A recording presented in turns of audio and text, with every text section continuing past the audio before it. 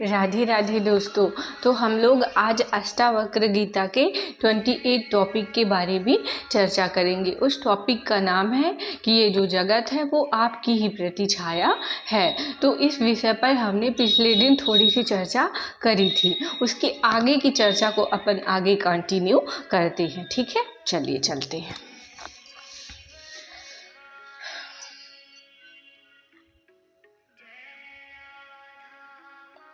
जगत और जीव तक हो गया था, आगे से अपन लोग देखते हैं। ठीक है, जगत भी है और जीव भी है, काम चल सकता है, चलने देते, बस उनके लिए नहीं चलता जो इतने विद्रोही होते हैं कि दुख को जरा भी नहीं स्वीकार सकते, जो कहते हैं कि साहब ऐसे ही साधारण तरीके से नहीं जीते रहना है।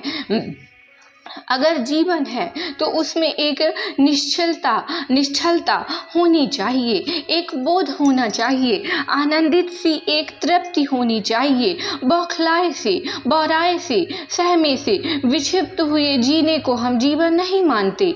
तो इस समस्या का समाधान ढूंढने निकले कुछ चिंतक। फिर उन्होंने बड़ा ध्यान किया, बहुत गौर से जीवन को समझना चाहा। तो उन्होंने कहा, दुख का मूल कारण तो यही है कि आप समझते हो कि बाहर एक सत्य है जो आपसे भिन्न है। स्वयं को लेकर के आपका अनुभव यही है कि आप अपूर्ण हो, और अपूर्ण से भिन्न अगर कुछ प्रतीत होगा तो तत्काल यह आशा जगेगी कि वो चीज आकर के मुझे पूर्णता दे देगी, है ना। हम सबको यही तो अनुभव होता है ना कि जो जगत है वो हमसे भिन्न है। कोई यह तो नहीं कहता कि मैं ही जगत हूँ, या सामने जो मुझे चीज़ दिखाई दे रही है वो मैं हूँ, वह जो पेड़ दिख रहा है वह मैं हूँ, ऐसा तो कोई नहीं कहता। और मैं कौन हूँ? मैं अतृप्त हूँ, और बाहर जो है वो मुझसे भिन्न है। तो खट से आशा जग जाती है कि जो बाहर की चीज़ है वही मुझे आकर के तृप्ति दे देगी, और वो आशा कभी पूरी होती नहीं। दुख की समस्या यथावत बनी रहती है, बल्कि उसमें आप बहुत अंधा बेहोश निवेश कर दें तो वह समस्या गहरा और जाती है। तो ध्यान देने वालों ने फिर समझा कि बात असली यह है कि बाहर आपको जो कुछ भी दिख रहा होता है ना, वो कहीं ना कहीं आपकी छाया है, और जो चीज आप में नहीं वो आपकी छाया में भी नहीं होगी।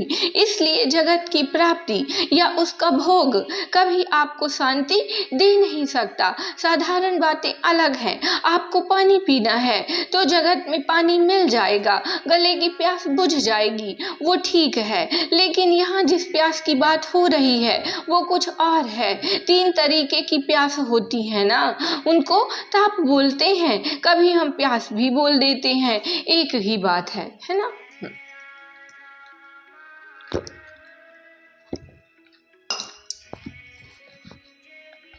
एक ही बात है ना। तो जो साधारण तरीके की होती हैं वो है अधिभौतिक और अधिदैविक। अधिभौतिक माने सांसारिक, और अधिदैविक माने कि सांसारिक ही है लेकिन थोड़ा और जटिल किस्म की है। तो हम कह देते हैं कि उनमें कोई देवीय पहलू शामिल है। तो इस तरह की जो आपकी प्यास होती है, कामना होती है, वो तो दुनिया से फिर भी पूर्ण हो जाती है। आपको कपड़ा चाहिए, दुनिया में कपड़े की दुकान से आप वस्त्र ला सकते हैं और आपकी समस्या ठीक हो जाएगी। पर यहाँ जिस समस्या का समाधान खोजा जा रहा है वो है आध्यात्मिक अपूर्णता।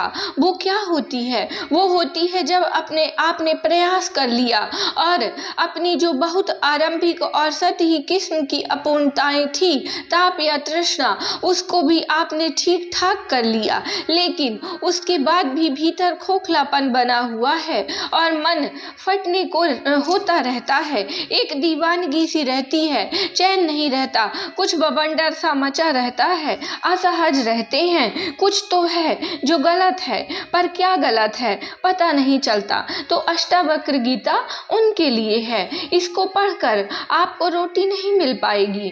तो जिनकी जीवन में कुल समस्या ही यही है कि रोटी कहाँ से मिले, अष्टावक्र गीता उनके काम अभी आएगी नहीं।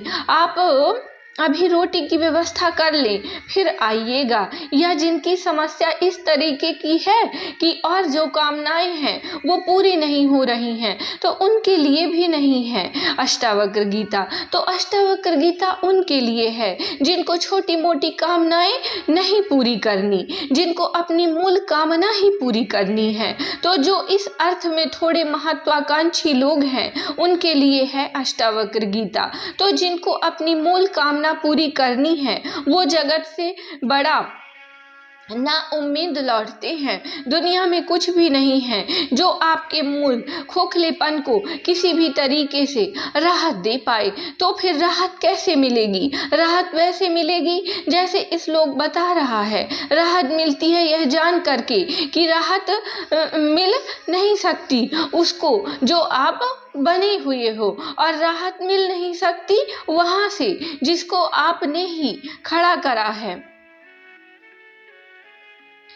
आप जो हो वो रहे रहे आपको कोई राहत नहीं मिलने वाली, और विशेषकर तब जब आप राहत वहीं से खोज रहे हो जो आपका प्रतिबिंब मात्र है, आपकी प्रतिध्वनि जैसा है, आपकी छाया जैसा है, आपकी ही अभिकृति है। वो कैसे आपको देगा तृप्ति? और जैसे ही यह बात पता चलती है वैसे ही प्यास नहीं बुझती। जो प्यासा है वो ही बुझ जाता है, प्यासा बुझ जाता है। और तत्काल मुझे शब्द याद आ गया, निर्वाण। निर्वाण का अर्थ होता है लौ का बुझ जाना। तो प्यास का बुझ जाना ही तृप्ति है, लौ का बुझ जाना ही तृप्ति है।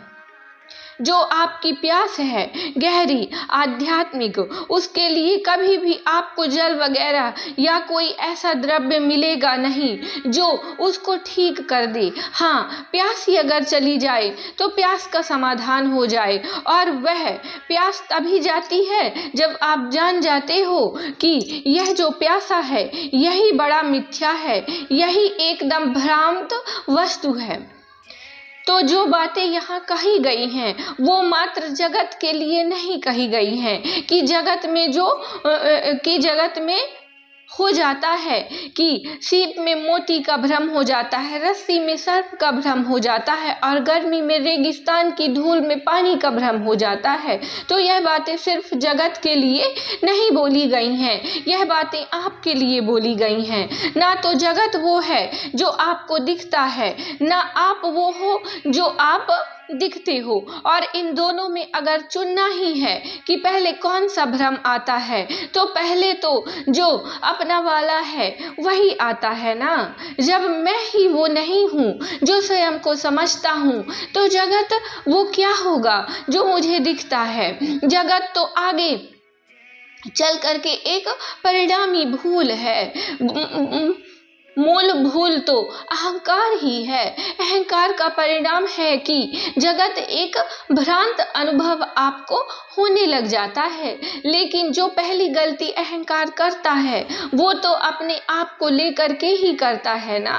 वह स्वयं को मान्यता दे देता है, स्वयं को स्वीकार कर लेता है, कहता है मैं हूँ और मुझे होने का अधिकार है, मेरे होने का कुछ अर्थ है। वह जैसे ही अपने आप को इस तरह की बातें बोल देता है तो फिर आगे की और गलतियां करने से उसको कौन रोकेगा।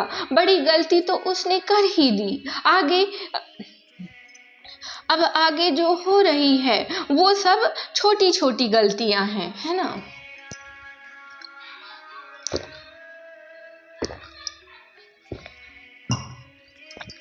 सबसे बड़ी गलती क्या है? खुद को सत्य मानना, अहंकार मानना, है ना। और खुद को अहंकार को, देह भाव को मिटा करके आत्मस्थ हो जाना, प्रकृति का और देह का साक्षी हो जाना, दृष्टा हो जाना, ये एक उच्चतम स्थिति होती है। बोले तो मोक्ष की, मुक्ति की स्थिति होती है ना। तो इस श्लोक में जो उदाहरण दिए गए हैं उनके उनसे यह मत समझ लीजिएगा कि जगत में जो कुछ है उसको अस्वीकारना है, नकारना है, मिथ्या घोषित करना है और स्वयं को कहे रहना है कि हम तो ठीक हैं, हम जैसे हैं, हमारी एक सत्ता है और हमारी एक वस्तुता है। नहीं, आप भी कुछ नहीं हैं। और यह बात जब पता चलती है तो बड़ा डर लगता होगा, बड़ा बुरा लगता होगा। इस श्लोक की शुरुआत होती है अहो से, अहो निकल जाता है मुख से, अहो अहो भाव, आश्चर्य है, अद्भुत, आनंद ही आ गया। यहाँ आहा थोड़े ही है, यहाँ क्या है, यहाँ अहो है। यह थोड़ी कह रहे हैं कि आहा मैं तो भूल में था, कितनी दुख की बात है। कह रहे हैं अहो अद्भुत, क्या माया थी जिसमें फंसे हुए थे और क्या मुक्ति है जब मिल गई। अद्भुत, दोनों ही अद्भुत है। जिस माया ने पकड़ रखा था वो भी अद्भुत थी और जो यह मुक्ति मिली है इसके तो कहने ही क्या। तो डरिएगा, घबराइएगा नहीं कि ये क्या हो गया। जगत आपकी छाया है, इस बात को पकड़ करके रखिए। जो आपको अनुभव हो रहा है, जो आपको मिल रहा है, उसमें आप मौजूद हैं। कैसे मौजूद हैं वो आप खुद खोजिएगा। वो अष्टावक्र आपके जीवन में प्रवेश करके एक एक छोटी छोटी बात आपको विस्तार से नहीं बताएंगे, लेकिन जो मूल सिद्धांत है वो उन्होंने आपको बता दिया है, बुनियादी बात बता दी है। आगे का काम आप स्वयं कर सकते हैं। जो चेतना अष्टावक्र है वही चेतना आप भी हैं। तो आप इतना ज़्यादा भी क्यों आश्रित होंगे। आप स्वयं खोजिएगा कि ऐसा कैसे है कि जो मुझे दिख रहा है वही मैं हूँ। अच्छा, इसमें यह और मत सोच लीजिए कि सीप में चांदी की प्रतीति होती है या रस्सी में सर्प की प्रतीति होती है, तो इसका मतलब है कि जगत रस्सी नहीं है, सर्प नहीं है। नहीं, जगत आपको जो भी कुछ लग रहा है वो नहीं है। अगर आपको जगत रस्सी लगता था तो रस्सी नहीं था। और अगर आपने अब बहुत होशियारी पकड़ ली, आप कह रहे हैं नहीं रस्सी नहीं है, सर्प है, तो सर्प भी जगत किसको लग रहा है, आपको ही लग रहा है ना।